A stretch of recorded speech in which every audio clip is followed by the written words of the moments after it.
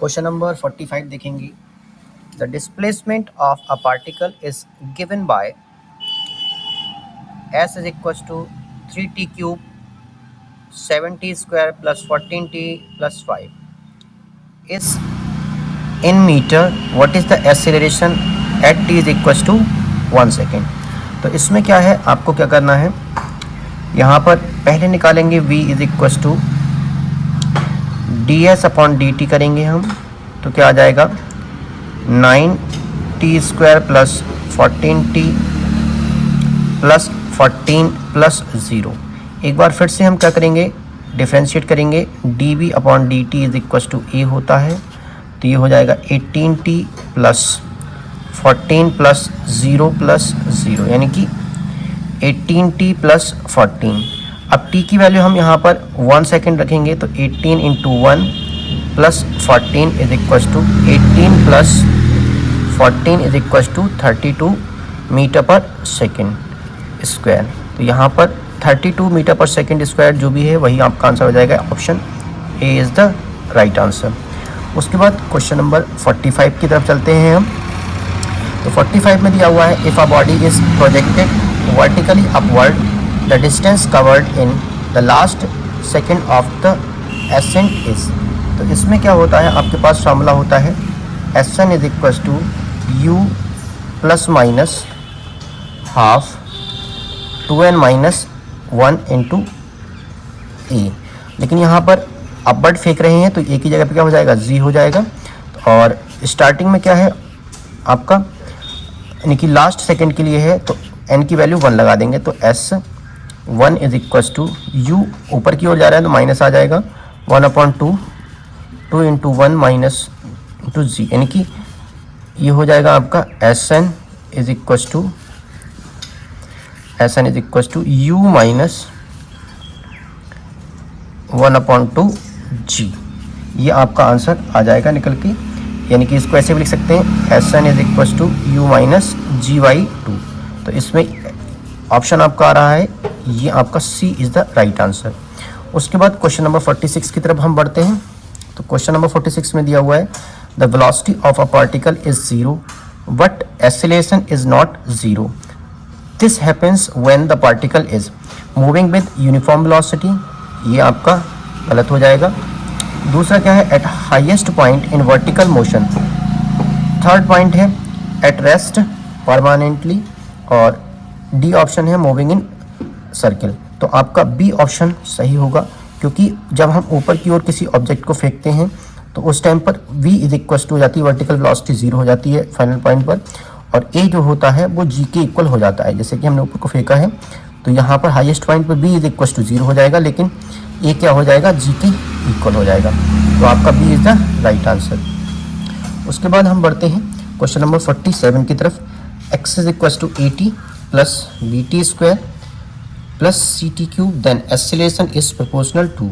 तो इसमें हमें बताना है एक्सेलरेशन किसके प्रोपोर्शनल होगा। तो इसमें क्या करेंगे हम, direct A is equal to d square x upon d t करेंगे स्क्वायर। तो क्या हो जाएगा, यहाँ पर हमारा आ जाएगा डायरेक्ट आंसर निकल के आएगा। यहाँ पर अगर हम सॉल्व करेंगे देन ये तो हमारा 0 हो जाएगा, यानी कि 2b और प्लस 6ct। देन यहाँ से अगर हम a की वैल्यू भी देखें तो a किसके प्रोपोर्शनल होगा, t के। तो t के प्रोपोर्शनल होगा, option A is the right answer हमारा हो जाएगा इससे। क्वेश्चन नंबर 48 में हम देखेंगे। 48 में a particle moves in a straight line with constant acceleration the ratio of distance covered in first second and third second.